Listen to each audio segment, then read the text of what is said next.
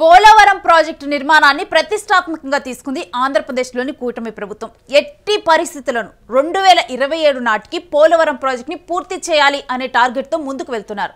అయితే పోలవరం ఎగువ కాఫర్ డ్యాంపై స్వల్పంగా మట్టు కుంగింది.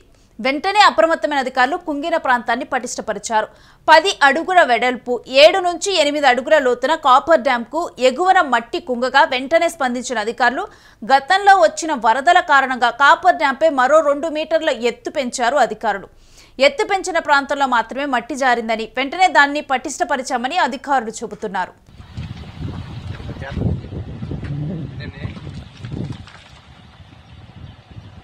ఫోటో తీసి పెడతాను చూడండి. అయితే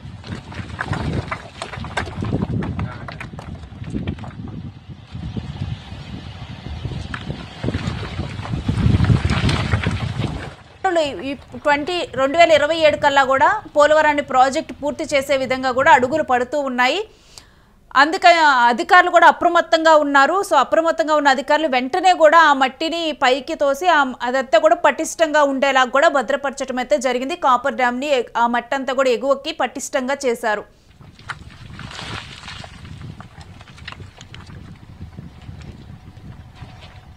గత 10 రోజులుగా ఎగువన కురుస్తున్న భారీ వర్షాలకి పోలవరం ప్రాజెక్టుకి వరద నీరు పోటెత్తింది. దీంతో ఎగువ కాపర్ డ్యాంలో కొంత భాగం పాడినట్లు తెలుస్తోంది. 10 అడుగుల వెడల్పు 8 అడుగుల లోతున కాపర్ డ్యాంకు డ్యామేజ్ వాటిల్లినట్లుగా చూపుతున్నారు. ఇప్పటికే 2022 ఆగస్టున భారీ వరదలకు ఎగువ కాపర్ డ్యాం సీపేజ్ కొంతమేర దెబ్బతిన్నది. దిగువన బట్రస్ డ్యాం నిర్మాణం ఎగువన ఎత్తు వెడల్పు పెంచిన చోటే ఇప్పుడు కొంతమేర కూడా నిర్మాణం దెబ్బతిన్నట్లు తెలుస్తోంది.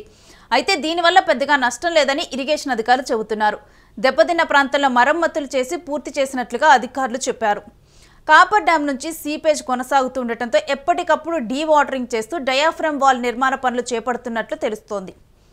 పోలవరం ప్రాజెక్టు ఎగువ కాపర్ డ్యాంపై మట్టి రాళ్లు స్వల్పంగా కుంగాయి. దీంతో ప్రభుత్వ అధికారులు కూడా వెంటనే స్పందించి కుంగిన ప్రాంతాన్ని పటిష్టపరిచారు. ఇక దీంతో కాపర్ డ్యాం పటిష్టతకు ఎలాంటి ఇబ్బంది లేదని కూడా అధికారులు స్పష్టం చేస్తున్నారు.